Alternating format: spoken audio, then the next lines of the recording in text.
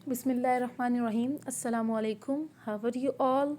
Welcome to my YouTube channel Information and Entertainment AWB. तो जी friends, बहुत से students परेशान हैं कि उनका AIOU open university Allama Iqbal open university का जो रिज़ल्ट आया है उसमें उनका रिज़ल्ट आगे पास नहीं लिखा हुआ, आगे लिखा हुआ है ARE या RE लिखा हुआ है। तो RE means reappear in exam और ARE का मतलब होता है अगेन रीअपियर इन एग्ज़ाम। और बहुत से स्टूडेंट्स ऐसे हैं जिनके 60 मार्क्स आए हैं, 70 आए हैं, 50 आए हैं, लेकिन वो जो हैं उनके मार्क्स के आगे ARE और RE लिखा हुआ है, मतलब वो फ़ेल हैं।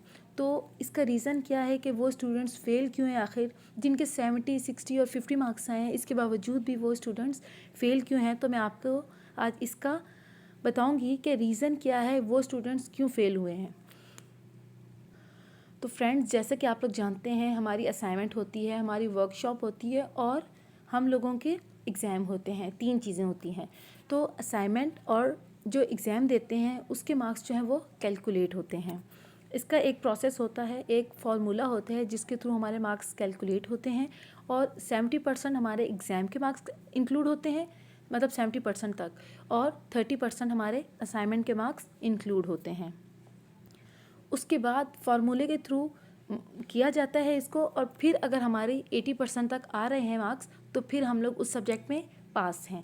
और जो स्टूडेंट पास होता है उसके पेपर के आगे, उसके रिज़ल्ट के आगे पास लिखा होता है, और जो स्टूडेंट पास नहीं है या तो फेल लिखा होता है या ARE लिखा होता है, अगेन रीअपियर इन एग्ज़ाम, या RE लिखा होता है रीअपियर इन एग्ज़ाम।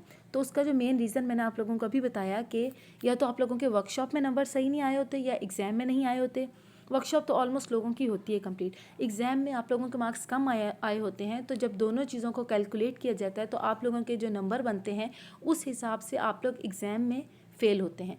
मतलब आप लोगों के वर्कशॉप के नंबर ठीक थे, एग्ज़ाम के कम थे, जब उन दोनों को कैलकुलेट किया मार्क्स तो आपके 70-80 बन गए।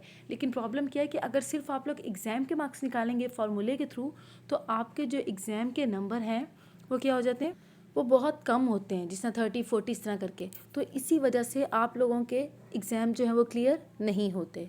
क्योंकि मैंने बहुत से स्टूडेंट से बात की जो डाउट में है कि हमारे 70 मार्क्स हैं लेकिन हम फेल हैं। तो उसकी वजह यही है जो मैंने आप लोगों को अभी बताई। अगर आप लोग कहेंगे तो जो फार्मूला होता है कैसे कैसे देखा जाता है कि कितने मार्क्स हमारे आए हैं एग्ज़ाम में, कितने असाइनमेंट में, तो वो फार्मूला भी मैं आप लोगों को बता दूंगी। आप लोग सॉल्व करके देख लीजिएगा उसको कि आपके कितने मार्क्स बनते हैं, और आपको पता लग जाएगा कि हमारे जब पेपर में इतने मार्क्स बनते हैं, जिस तरह 30-40 बनते हैं, तो इस वजह से हमें पेपर में क्या किया गया है, फेल किया गया है। तो उम्मीद है आप लोगों की ये जो कन्फ्यूजन है ये दूर हो गई होगी। Thank you so much. Please like and subscribe my channel and please share it with your friends.